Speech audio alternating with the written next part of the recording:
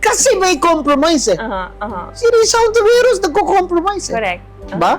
Kaya ayaw ko sa kanya. Sabihin lang, nag-away ba kami? Hindi. Bakit kami nag-away? Hindi naman kami friends. Oh, sino kandidato nila? Trillanes is throwing this Marcos-Risa Ontiveros alliance. Yes. Kain suka talaga. Suka kain.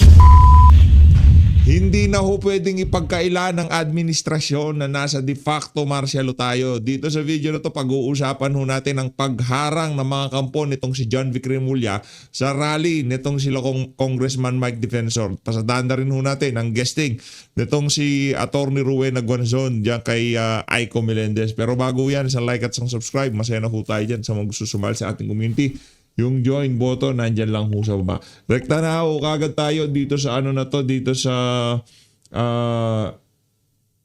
sa pagharang ng mga pulis ni John Vic diyan sa rally nitong sila Congressman Mike Defensor. Heto ho mga kababayan. Ang klase ho. O yun nga eh.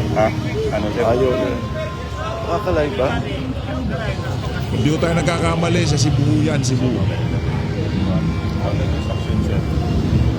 St. Piluso? Di lumalabas, no? Ito saan? Saan ang plano sila? Doon sa tayo? Nandito kami, hindi ako makalive, pero nandito kami, nagkaroon ng blockade. Grabe. Kanina flowing on traffic, tapos bigla kaming hinarang. Actually, dadaan lang kami, and we were supposed to stop in Tismenia, malayo dun sa Nasa na yung sinasabi nila na wala tayo sa de facto martial law? Anong ginagawa na yan ng mga kampo ni John Vic Remulla? O para sa mga taga-PNP, hindi naman hunang gugulo yung mga yan eh. Malamang sa malamang meron din permit yung mga yan. Bakit nyo inaharang? Diba? Naglalabas lang naman na sama ng loob o sa loobin kung anong nangyayari ngayon sa ating bayan. Bakit hindi nyo ulihin yung mga nagpapalipad ng kung ano-ano sa mga sasakyan, nagbabanatan, di ba? Bakit hindi yun? Wala namang ginagawang kasalanan yung mga naglalabas ng sama ng loob na yan sa pamahalaan. Tapos sasabihin nila pagka merong nagsasabi na nasa de facto martial law tayo, wala daw ho. Pero base sa ginagawa nila na to, para tayong mas masahol pa sa martial law kasi hindi deklarado, pero yung mga karapatan natin, kanila naman hong yunuyurakan. Diba? Basic ho yan. Karapatan yan na maglabas ng sama ng loob sa pamahalaan. Maglabas ng yung mga hindi natin gusto sa ginagawa ng pamahalaan. At least pagka deklarado ang martial law, alam mo martial law, batas militar.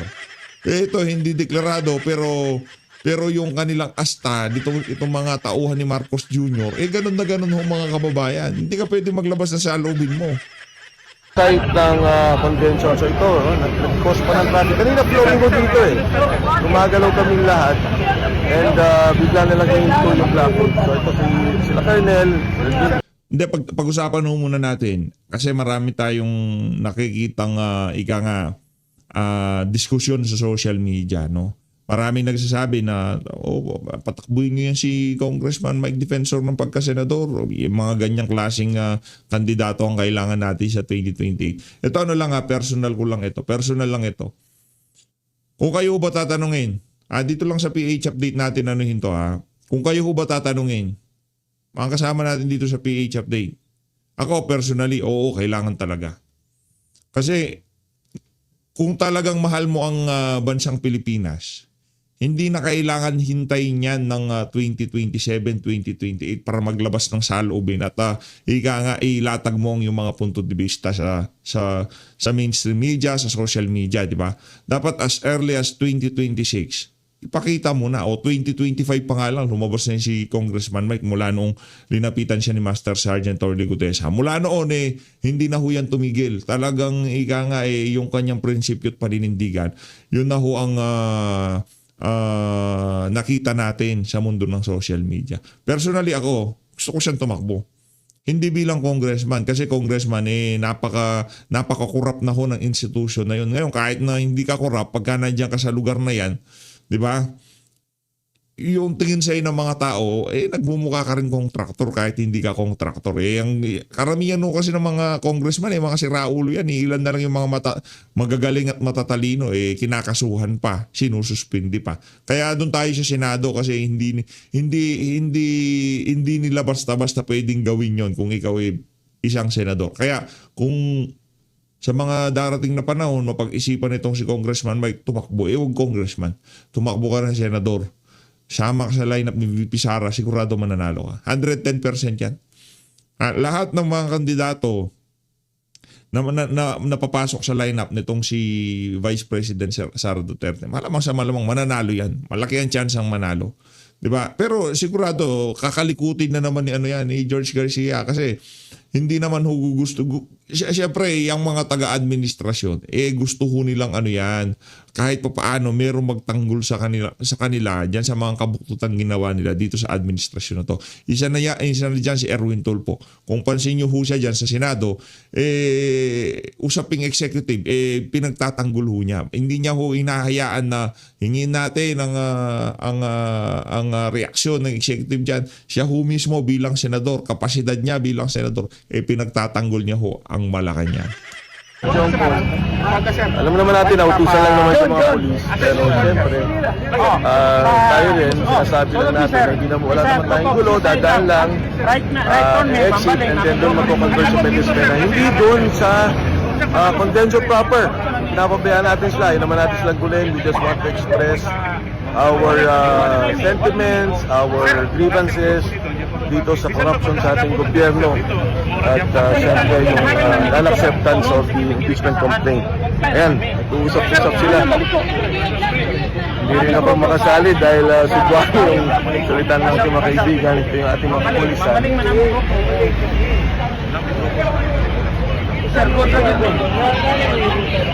At ito yung kabuuan ng ating motorcade.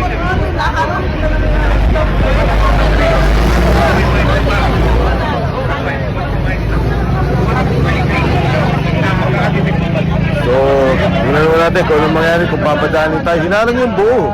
Kanina flowing mo to, bukas tong kalsadang to, nakakadaan lahat ng tao. Free flow ang traffic. Nung nakita ng yung motorcade caravan natin ay nagharangan na po. Okay. For the record, parating nagka-caravan sila dito. Never nagkagulo. Very peaceful. Tama? Kasi po ano to. Ano kasi, Kong Mike, nandiyan ka kasi. Nandiyan ka kasi. Ano ka na, mainit ka na, Kong Mike. Nakita mo naman yan sa lahat na lang ng talagang kung nasaan ka, doon dinideploy ni John Vic Remulla yung mga tauhan niya. Ever. Kayo lang hinarang. Bakit kanina lang nakadaan pa yung sasakyan? Pagdating natin, Wala na. Kaya nga ho. Wala namang event ang kalsada. Wala. Ang event, nandoon naman sa Lapu-Lapu at saka sa Star lang sila nakasti. Yes. Tayo, dadaan lang naman tayo. Hindi naman tayo Hindi naman natin ito, tsaka hindi ito. Moving caravan. So yan, mga kasama ho natin. Gusto ninyo, dakto ninyo eh. Si Raulo talaga tong mga pulis na to. Kahit na illegal, kahit na yung order ika nga nayuyurakan na ang karapatang pantao ng ating mga kababayan. Tuloy-tuloy lang sila. Ganyan na ganyan ang ginawa nila diyan sa KOJC, di ba? Ganyan na ganyan ang ginawa nila dito kay dating Pangulong Rodrigo Duterte. Yung karapatan ng bawat isang Pilipino, kung ano man ang iutos ni John Vic Remulla, yun ang gagawin nila. Mga siraulo talaga tong mga to. Biglang naging ano? Ano yan? Biglang ano?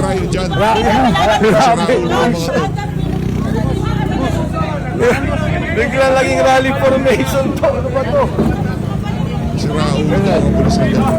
Sir, may instruction sa akin, sir. Ito, sir, hindi ko na hawak to. Sa akin yung una, umatras na. Sila? 10 minutes daw, sir.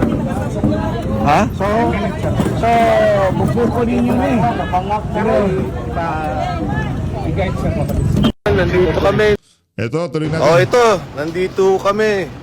Manghuhuli na naman sila. Kailangan daw may mahuli. Tapos na ho yung rally ngayon, ha? Tapos yung radio. Ayan, nandito kami lahat. Tamang huli. O sige, subukan nyo yung si Kong Mike. Talaga tingnan natin tigas nyo dyan. Mga walang iya kayo. tapos Mga na yung permiso aming sa bayan. rally.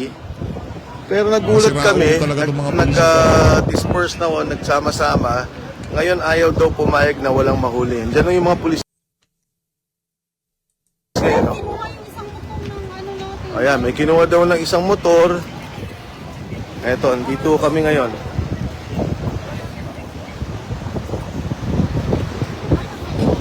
Mga siraulo itong mga pulis. Mali na Colonel, yun. ano nangyari? Ba't may kinuha? Sir, yung lahat lang ng motor na nasa, ano sir, Wala, obstruction of traffic lang naman yan. Huwag ulihin. Pagsabihan lang. Huwag ulihin. Tapos na nga eh. Hindi ko maintindihan ba't kaya pag gumalang gulo. Oh. Hindi lang naman kami dito. Una sa lahat, pwedeng pagsabihan yan, pwedeng umalis lang. Hindi ka Ayan, ang dami oh. Ayan, obstruction to. Ayan, saan yung hinuli? Pambira, ang kakapal ng mukha itong mga Ito pulis. daw, ano? obstruction ng traffic. Tapos na ho kami ha. Wala na kaming ginagawa. Nag-disperse na kami. Ito, Ang dami nilang motor na kinuha. tingnan mo natin kung ano nangyari dito. Ingat. Ako, mga siraulo yung mga Brad, yan. tapos na. Ba't nyo naman gaganyanin yung mga tao? Kaya nga, ang daming obstruction, no? Tsaka dapat pagsabihan lang yan. Luwag nito eh. Tapos na nga, gagawan pa natin ng gulo. Hmm. Ano ba naman yan? Kumusta kayo? Kaya nga, kung kailan tapos na, peaceful na, naayos na natin lahat. Eto, nandito kami ngayon. Obstruction, wala Grabe. naman, nakatabi naman ah. Oh, di pagsabihan, tanggalin dyan, nandiyan naman driver. Inuhuli pagka obstruction, yung nakaparada ka tapos wala yung driver. 'Di ba? Ano ka doon, automatic huli ka doon. Pero pagka nandiyan ka, oh sir, ano kayo diyan, nakaharang kayo diyan, alis ko kayo diyan. 'Di ba? Walang toko, pambira talaga tong mga pulis na to. Oo. Tapos na eh. Lakas ng Ba't saltek. kailan guguluhin pa? Yung motor na dalhin yung sindo sa yung license amin. Ayan, andito hula to. Grabe. Wala na. Oh, yan, may mga ano pa. May mga armado pa. Giguyod lagi nila dito, mga dito parko giguyod. Anong gagawin ng mga armas yan? Wala yan. May mga So, armas yan. wala. Pagsasabihan lang yan eh. Ayun, oh, tingnan niyo yun. Ayun. Giguyod lang ito eh, para ilo natin sa parking. Hindi na pwede. Ano naman kawawa nito? Pambihira talaga itong administrasyon at mga siraulo. Ayun, lumusok pa dito. Pagkaon, sir. Ang lubago ng traffic, oh. Eto. Inuuli pa yung mga taan doon. Nakita niyo. Ayun. Daming pulis dito. Ano man?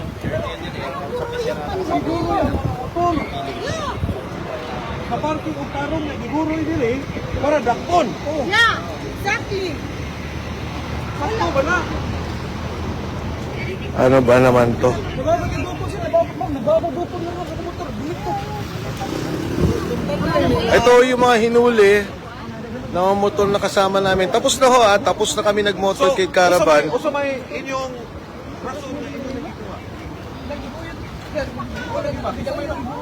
nanong inyong giburoy, sir?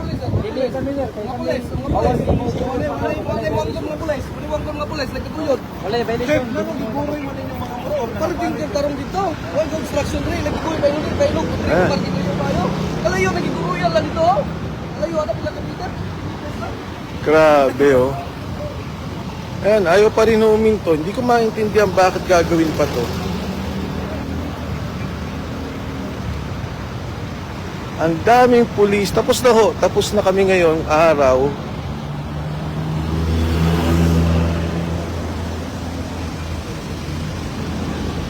Ito lahat. Dire-diretso. Ayaw nilang patahimikin. Mali na ho yan, mali.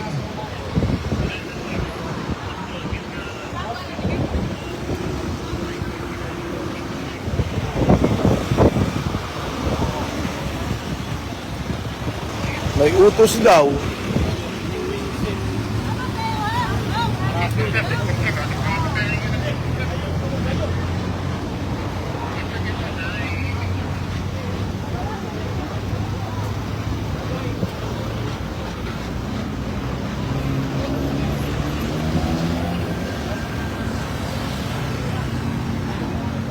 Ayun pa. Kaparking og tarong dito. Giguyod, padong diri.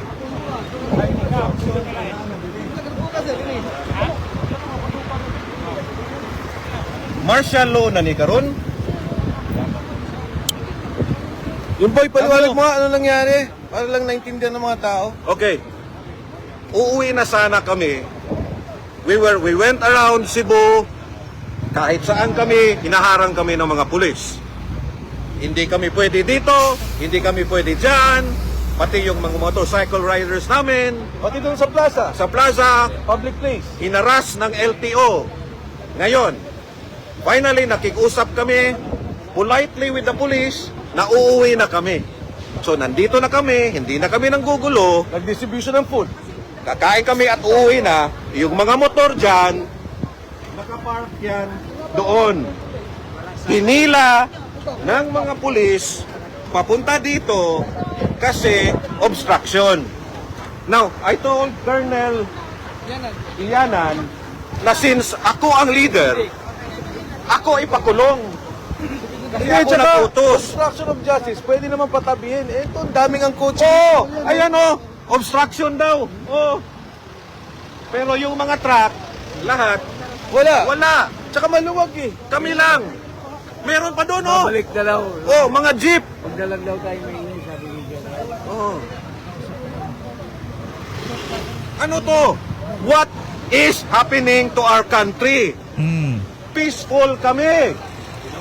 Kuyod kami to. Ginawa mo pang entrapment kami. What the hell is going on? Mga taga Cebu, musugot mo ani. Kaginaog-daog na og maayo sa atong kaugalingong yuta. Kay tungod atong presidente, why ayo? Musugot mo ana, mga taga Cebu. Nako. Daog-daogon lang ta pirmi.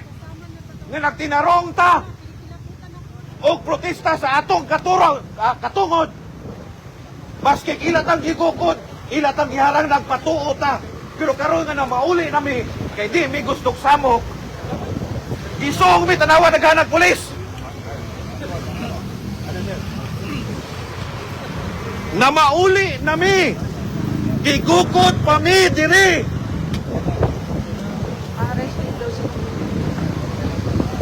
Ako ang gingnan si Colonel nga ako man mo'y leader diri. Ako na lang ang prisura. Ayaw na lang na ilagti sila. Kasi ako man mo'y leader. Inuyod pa to nila yung motor, sir. Oo nga eh. Si Raulo to. Ayun na nga mga kababayan, yun hong ika nga kinahantungan ng mga nagrally dyan sa Cebu ata yan, kung di tayo nagkakamali. No? Nandiyan ho yung si Congressman Mike Defensor na kung saan makikiisa sana sa gagawing pagkilos yan. Kaso yung mga tauhan ni John Vic Rimbulla gumawa na naman ho ng kabulastugan. No? Punta na ho tayo dito kay ang tawag dito kay Attorney Rowena Gonzon. Interview niya ito kay Aiko Melendez. Yung part 2 na ito, yung part 1 di ko natin napanood pero mas okay itong part 2 kasi malupit itong mga birada dito ni Attorney Rowena Gonzon. So, ang sino kandidato nila? Trillanes is throwing this Marcos Rizal Intiveros Alliance. Yes. Kain suka talaga. Suka kain. Pero I was just meeting kanina with mga dilawan ko na friends na dati mga kaliwa kami sa UP, di ba? At sa ang school sila, ganyan. Generation namin yun 70s. Sabi ko, ano ba itong mga ganyan? Sabi nila, grabe, no, kaya nila yan. Na never again, tapos ngayon. Again and again. Ngayon, why not? Ano yan? Yung mga hardcore dilawan, wala na rin ho, dismayado ho sila doon sa kanilang mga leader ngayon na nasa politika. Ano yan si Atty. Rowena Gonzon, hardcore dilawan ho yan pero dito sa isa na to, hindi niya na ho nagugustuhan yung mga pinaggagawa ng mga leader ng mga dilawan. Matakin mo, Ralph Recto, never again, galit siya mga Marcos yan. O Risa Hontiveros, meron pang pwesto ang kanyang kapatid sa gabinete. Galit sa mga Marcos yan. Diba? Nagsisigaw yan sa kalye, nagkikilos protesta. Si Trililing, galit din sa mga Marcos yan. Mga Madilawano, galit sa mga Marcos yan. Pero ngayon, yung never again nila, walang nangyari. Nakiano pa ho sila, nakialyansa pa sila sa administrasyon. Hindi lang ho sila basta nanahimik. Yung nanahimik, naiintindihan natin eh. Kumbaga, nagko-consolidate kayo, nagpapalakas kayo ng persa, di ba? Talagang nanghihimo kayo na pwede makasama sa 2028. Pero hindi kayo umaayon sa mga ginagawa ng administrasyon. Pero di rin kayo nagsasalita. Di nyo kinukontra pero hindi rin nyo rin inaayunan. Kumbaga, nasa sideline lang kayo. Nagpapalakas kayo ng persa habang nagbubugbugan ng mga Marcos at Duterte, pero hindi ho yun ang ginawa nila. Nasilaw ho sila sa pera ni Marcos Jr. Nasilaw ho sila sa mga pwedeng nakawin ni Marcos Jr. at pwede silang ambunan. Kasi may compromise eh. Si Risa Ontiveros nagko-compromise eh. Correct. Ba? Kaya ayaw ko sa kanya. Sabihin lang, nag-away ba kami? Hindi. Bakit kami nag-away? Hindi naman kami friends. Wala kayong relationship Wala to na. begin with. Wala eh. Dati nga, Facebook, dinilit ko pa siya. May nagtanong sa akin, bakit ko daw dinilit siya? Commissioner ako. Nakikipag-Facebook friends ako sa senador. Tingnan ako ng friends kay Amy sa Facebook eh. Wow, hindi pwede Mama yun. Bing, meron kami pinipare ng mga names po dito na Ganda ni Aiko. Anong bubunutin. nangyari kay Aiko? Ganda ni Aiko eh. Anong nangyari kay Kung Hun? Balita ako, split na daw to, dalawa na to. Anong nangyari? Ganda ni Aiko Melendez. Ay, sa bagay, si Kung Hun parang mahina katawan. Di ba? Parang hipan mo lang, matutumbay. Hindi ba? Hindi, pero ano eh, yung si Kung Hun parang, para sa akin, ang dating sa akin parang ano siya, parang siguro nakikishare siya sa makeup nitong si Aiko. Ngayon, nahuli siya ni Aiko. Ayun, nag-split sila. Kaya feeling ko lang mahina katawan ni Kung Hun. Hindi niya kayang ibigay yung pagmamahal na hinahanap ni Aiko. Niyo po. Ay, bunot. Oo. Pag bunot niyo po, ang gagawin niyo po, Mama Bing, it's either one-liner o magbibigyan kayo ng facial reaction, which is you are known for.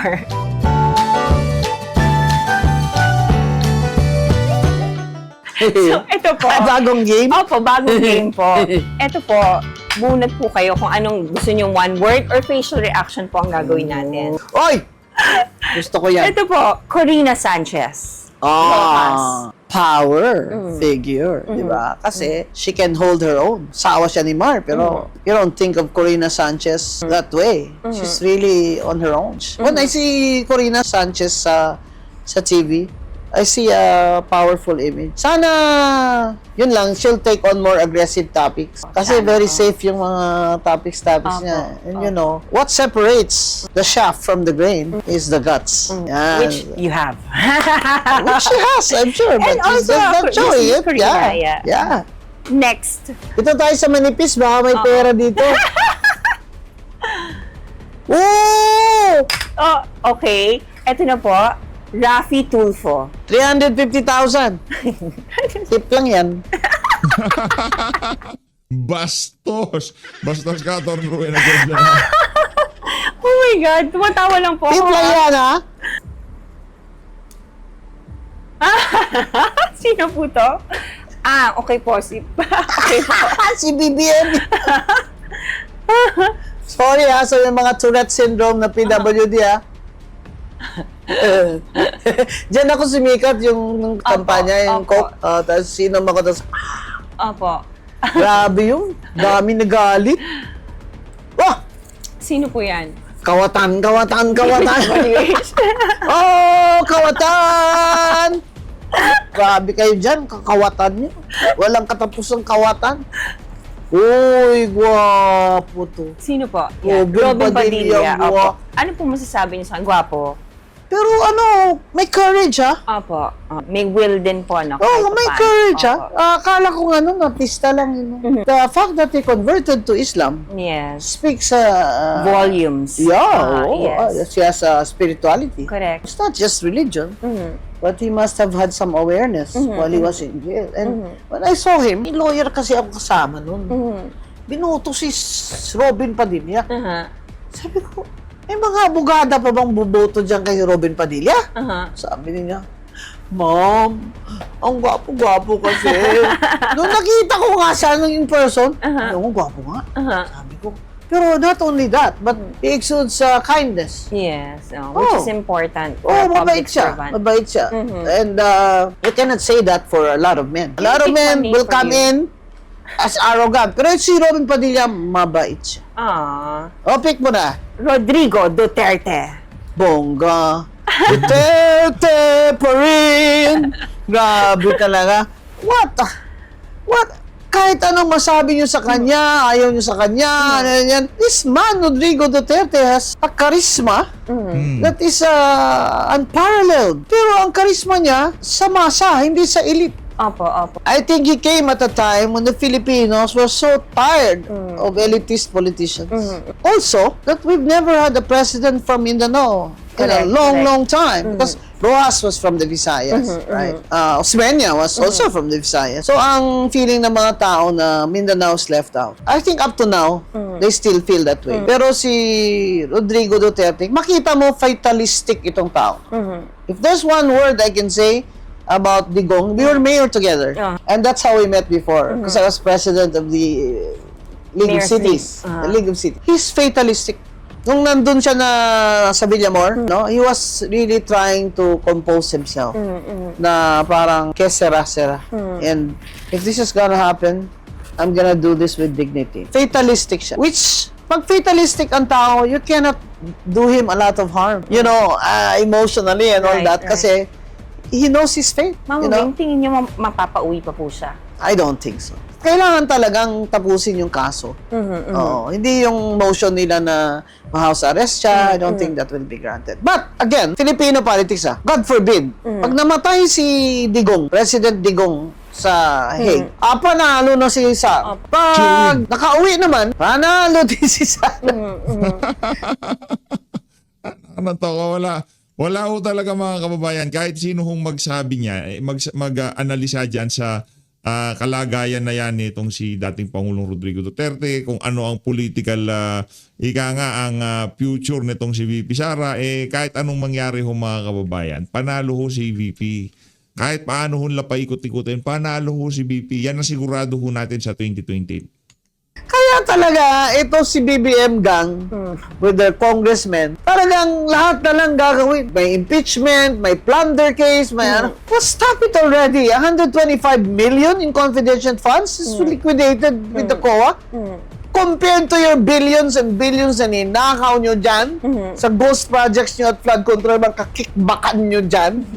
Diyos ko, parang tumigil na nga kayo. Yun na message ko sa mga congressman na ito. Tumigil na kayo. Kaya lang may mga 2 years pa sila, Mama Bing. Oo, pero yun na nga, gusto ko, parang si Rip Van Winkle ba? Matulog ka na, pagising mo. Matulog ka ng 100 years, pagising mo, wala na sila dyan. Mama Bing, how do you feel? Do you feel vindicated na nung time na dapat congresswoman ka, hindi binigay sa'yo ng Panginoon? I feel pero blessed. ngayon po, nangyayari lahat to. Yes, I feel blessed. You know why? Because two things would have happened. One is I would have compromised for the sake of my constituents. Meaning, I'll go along with Martin. So we get also our ayuda and all, Fundings. etc. Or, early on, I would have stood there in a privileged speech because I knew about that 5% na insertion na kickback. I knew about that. A congressman told me. But the best blessing of all is I was spared. Yes, right. Because, when you become a congressman or congresswoman now, it's no longer a prestigious title, right? I was spared. I was spared precisely so I can do this now. I can call them out. I can call them thieves. If I were congresswoman now, I will not be able to do that so much, right? Pero I'm free. And you're also guided by God. Of course. I always pray before I eat. Yes, before yes. meals, It's very before important sleeping. for a public servant like you to have that, shield from God. And you have to have fear of God. Exactly. I was raised by Christian parents. My father was a Baptist. My mother was a devout Catholic. And I went to Silliman High School, which is an American Presbyterian college. No? Now, the Americans are no longer. But at the time when I was there, the Americans were still there. So, I still worship in both Catholic Church and Yeah. the Protestant churches and born again churches. So it's very important that our government leaders have fear of God. To lead the right way and to be in the right path. Kasi yung mga yan, sisimba-simba lang mga yan, pakitang tao. Correct. Dahil hawak-hawak nung Santo Niño, di ba nakakahiya yan? Yeah. Kung ako mahihiya talaga ako sa inyo, sayaw-sayaw niyo yung Santo Niño. Buti na lang hindi kayo sinapak ng Santo Niño. Nung nag-disaster doon sa Cebu, wala kayo doon. Risa! Si Risa Ontiveros yun eh. Galawan nung ano yun, galawang kaing suka eh. Risa Ontiveros. Kahit paano, yung grupo namin doon, na-discarrel pa nga yung bus namin, jeep na nagdadala ng pagkain eh. Kahit paano kami mga Bisaya, ambag-ambag kami pera para padalan, pati mga OFW. Kahit paano, sila, saan ba kayo nag-ayuda doon? Tapos, sayaw-sayaw kayo ng Santo Niño. Kahilas ba? So, Ano Cebuano ba pa, yung pala? hilasa, oy! Ano ba yung sabihin nun? Ano kayo? Hilas? Hilas ba? Last name po. Parang nakakadiri ba? Bong Revilla po. Oy! Wow. Nakita ko. Wow. Yung first word ko talaga na nakita ko siya sa video nung pupunta siya sa Krami. Opo. Wow. Kasi sabi niya, ano ba to? Walang due process. Wala talagang due process po. Sabi niya. Kasagot naman siya. Nag-complaint, hindi may complaint.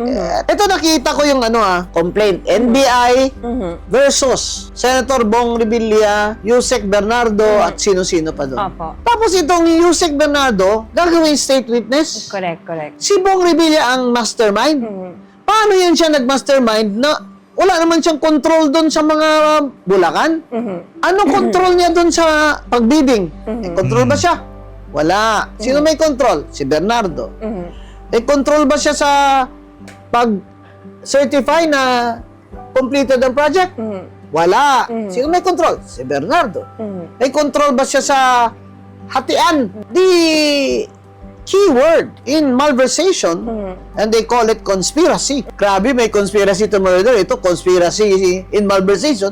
The keyword is control. Diba? Paano siya naging mastermind?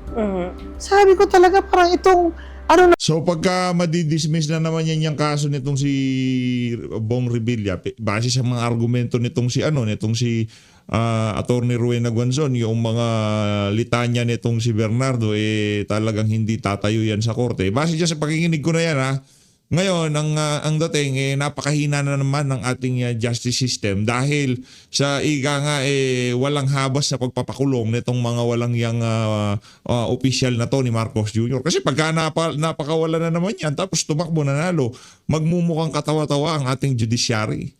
Magmumukhang katawa-tawa yung mga nang kaso sa kanya. Di ba? Anong sasabihin nun ng ating mga kababayan? Ay, naku, siguro binayaran niya ni Bong. Pero hindi nila naiintindihan yung dynamics ng kaso laban sa kanya. Na talagang mahina for optics lang para may mapakulong na pwede nilang tawaging big fish ngayong mga panahon na to. halata na ito na lahat ng Sara Duterte, kagaya ni Eric Yap, Congressman Eric Yap, siya na naman ang sunod dyan. O Pulong, di ba? Gano'n din nila si Pulong, wala silang nakita. Lahat ng mga Duterte, talagang titirahin nila. Yung mga supporters ba? Para So si this is a Sara. never-ending Wow! till 2028 2 years. And yet you see, look at Sara Duterte, just playing with the kids, and Yes. opening her package from Shopee. Yeah, you know? naglinis sa dagat po. Yeah, Opo. Going around every provinces. And so the question is, sino ang kandidato na makakakonect sa tao? People identify with her. Kasi kunyampo, I'll give you an image. Kung si John Vic Rimulya, candidate for president, will pick up a child who has Down syndrome. Di ba sasabihin mo, napaka-contrived naman ito? Photo ops lang to, di ba? Kasi hindi naman yan talaga mahilig sa bata Alam ko may bata din siya. Nakakaloka. John Vic, bawal pikon Pero si Sara Duterte, picture this in the campaign. She picks up a child with Down syndrome. Nanay siya and you will feel. Relatable po. Yes. Opo. That's the difference. So now, guol na guol ba kung sa Bisaya pa itong mga BBM gang na ito kasi wala silang kandidato. Eh, ipapa-impeach sila, ipapa-plunder nila, ipa-disqualify nila, kung ano-ano na lang. Eh, lalo naman nagagalit ang mga tao. Sa atin naman, kung di kanyang gusto nyo, eleksyonin natin. Bakit? Pwede ba snap election na lang? Di ba? O, pero snap election now na. Opo. As in next month. Kaso wala na pong pondo po. Paano po yun? Yun lang. Pero may pondo daw sila sa pag, doon sa kay Akop. Opo. Humingi sila ng ilang, milyon, bilyon, ang Comelec para kandidato ulit doon sa kay Akop. Wag na! Upupuin nyo na yung anak niya. Total, ganun din naman mangyayari. O, sige na. That is what you call the argument of reductio ad absurdum. Let's make it absurd. Why even have election in Akop's district? What the hell? Just appoint his son na lang. Ganon din naman mangyayari. Diba? Correct. So, ang mga tao, inis na people are sick and tired. Mga magnanakaw sa gobyerno and no matter what they say about Sara Duterte, hindi naniniwala yung mga Bisaya Totoo. na nagnakaw si Sara. At Correct. saka even lawyers, confidential fund, 129 million, ginako niya ba yun? Sabi ng COA, may unmodified opinion sila. Opo. Kanina lang. Wala namang napapuwagin problema. po siya. Opo. So, sa akin, hindi naman yan betrayal of public trust kung hindi siya nag-liquidate na maayos kasi nag-COA commissioner ako eh. Opo. Eh di kung mapatunayan sa COA na hindi niya na-liquidate na maayos, eh di mag-refund siya. Yun naman talaga ang rule. Ipapa-refund siya ng commission. Pag hindi siya nag-refund, eh siyempre abulin siya ng gobyerno. Opo. Doon siya kakasuhan. Yun lang. Pero yung nag-kickback siya dahil nag-commission siya, wala. Diba? Yung nag-ghost project siya, wala. So, paano po, Mama Bing, lahat ng to nangyayari and we only have 2 years to go. So, does that mean that our country needs to wait for another 2 years for this all to end? For all these corruptions? At nakakalungkot yung ekonomiya as a result. Stock market, bagsak. Dollar, 59.45. Apo. Sabi na, mas okay ngayon sa OFW kasi mataas ang dollar. Eh anak, ilan lang naman ang OFW? Paano naman tayo na yung mga Na regular na tao. na mafe-feel natin pag mataas ang dollar, tumataas din yung mga bilihin. Correct. Kasi yung iba, ini-export din yung mga material ba? Opo. Yung ini-export yung materials na ginagawa ng mga produkto. The cost is higher, so they sell it to us higher. Plus may VAT pa tayo na 12%. Mataas na VAT sa buong Asya. Sa tourism, bagsak. Ano ba yan si Secretary Franco? Secretary Franco, with respect, you're good-looking. You're good-looking. Ma'am, you're so good-looking. That is not the forum for your pictures. We're trying to promote the country. You promote our beaches, the people, nature, ganyan. So anyway, illiteracy. Grabe, functionally illiterate, 80%. Opo. Grabe naman. Alam mo ba, kami noon, sa Cadiz West Elementary School, grade 1, nagsusulat na kami at nagbabasa. Pero binisaya, ha? But me, because I was bilingual, because of my parents, we spoke English at home. Pag hindi ka marunong magbasa at sulat at 7 noon, in the 1960s, hindi ka aakyat sa grade 2. Hindi ka ma-accelerate po. Yes. Opo. Ngayon, marunong ang Pilipino magbasa pero hindi niya pala Naiintindihan. naiintindihan. Comprehension. Eh, hirap niyan. Kasi yung mga libro nasa English, yung mga manual ng trabaho, English. How did we get to this? Ngayon lang nagising si BBM. All of a sudden, papunta na tayo sa bagong Pilipinas. So, Talaga to si BBM, oh. Pati doon sa United Arab Emirates, ubo-ubo na lang siya eh. Papunta na tayo sa bagong Pilipinas. Ay, bakit? Saan po ba tayo pupunta? Ha? Magmamigrate na ba kami? Ha? Lunod na ba kami sa utang at mag-exodus na kami? Saan ba tayo pupunta? Hindi kami sasama sa iyo. Ikaw lang. Diba? Grabe ka. Nakakumunoy na nga eh. Yan na kami sa Kumunoy, oh. Ang solusyon niya lang, pupunta tayo sa bagong Pilipinas. Grabe naman to. Tingnan talaga ni BBM sa atin, gaga na talaga tayo. Tanga na talaga tayo. Yan na masakit sa akin. Ganito na ang problema. Alam na nila na ganyan talaga ang problema. Bibigyan lang tayo ng solusyon na piecemeal. Yun. Oo. Inspection siya ng water purifier doon sa province ko. Di parang gago ka doon. Water purifier na barangay project. Nandun ang presidente, gano'n. May bagong eroplano ang Philippine Airlines. Gawin siya. Bakit? Ikaw bang, ano ba yan? Credit mo ba yan na may bagong aeroplano? Naka-discover ng more gas sa Malampaya 2. Opo. Bakit? Ikaw ba nag-discover? Bakit ikaw nag-report niyan? Korporasyon yung nag-discover niyan? Ano ba? Alam mo kung minsan naiiyak na lang ako. Kaya ako minsan at night, and I don't tell this, I cry silently when I pray. Because like many people, lalo na the poor, feeling ko another 2 years. Yeah. Diba? Parang, Wala nang hope.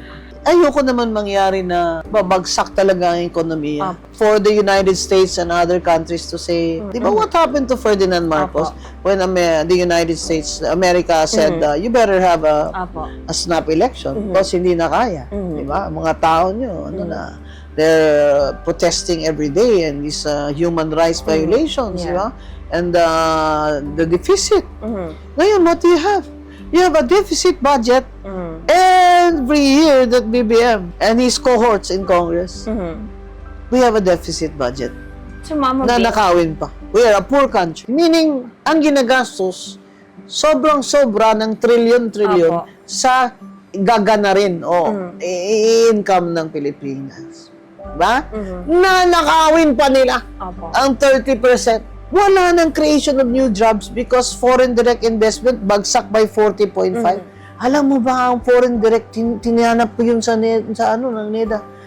Ang foreign direct investment, $500 million na lang from $6 billion sa time ni Digong. Siguro more pa sa time ni Pinoy. Pag walang kapital na bago, walang mag-i-invest, Opo. wala nang trabaho. Opo. Nafe-feel na ng mga tao ngayon. Dati sabi nila, kahit sino naman presidente dyan, magnanakaw, so it doesn't matter to us. O ngayon, nafe-feel na ng mga tao. Talagang walang-wala na. So, Mama Bing, ano pong message nyo sa mga Pilipino pong nanonood sa atin ngayon? Lahat po. Mga kababayan, huwag po tayong tumigil sa pagsigaw na dapat makulong itong mga nagnakaw sa kaban ng bayan. Ano man ang posisyon nila, kay si Sandro Marcos sila o si Martin Romualdez sila. Kahit si BBM, mapatunayan yung sinabi ni Saldico na nag-kickback din siya ng 25 billion. Dapat makulong sila. Dapat makita na ni BBM talaga na kung sa Bisaya pa, wala ka na pulos. BBM, you are useless. Why do you stay in office when you are useless? Sasabihin na, dahil gusto ko lang si Sara. No. That is the constitutional succession. I'm talking about BBM who is incompetent, who leads a very corrupt administration. It's a failure. It's a failure. Why do you think the churches are already protesting? Because we have a failure. Our government is a failure. Hindi na makabigay sa mga kailangan ng tao, lalo na trabaho at healthcare. So, ang sinasabi ko mga kababayan, huwag po tayong tumigil na mag-demand na accountability, kulong yung mga magnanakaw na yan, lalo na yan si Martin Romualdez. At itigil nila ang mga pagnanakaw nila simula sa paggawa ng budget na yan. At tutulan natin yung mga taxes na matataas. Bakit yung tax sa minahan ay 3% pa rin? Bakit tayo tinatax ng 12%? Dahil ba maraming kumpanyang minahan si Martin Romualdez? Isipin nyo na lang, naghalal kayo ng mga tao sa Kongreso na humahawak ng kapangyarihan kung magkanong tax ipapataw sa atin at sa mga mayayaman. Bakit ang mayayaman, konti ang tax ni binabayad, tayo 12%? Imagine nyo na lang, kung 8% lang ang VAT, ay makahinga-hinga tayo ng konti. Laking tulong po. Ibig nilang sabihin, nanakawin nila, tapos tayo ang babayad. Tapos, hanggang apo ko sa tuhod, babayad pa ng utang ni BBM. Utang na loob, BBM. Mag-resign ka na. Yun po ang Yun din ang panawagan ng sambayan ng Pilipino na mag-resign na itong bangag na to. As always, maraming salamat to sa pag-support sa PH Update. Palakpakan nun natin itong si Atty. Rowena Gonson. Lagi na lang pagka talagang pinapanood natin ang video niya, hindi ho tayo nabibitin. Talagang siksik, liglig, umaapaw yung mga impormasyon, malupit na pag-aanalisa at napakahusay ho talaga. Malin natin Pilipinas. Saludo, Atty. Rowena Gonson. Yan, itong dalawa na to, kandidato ko to sa 2028.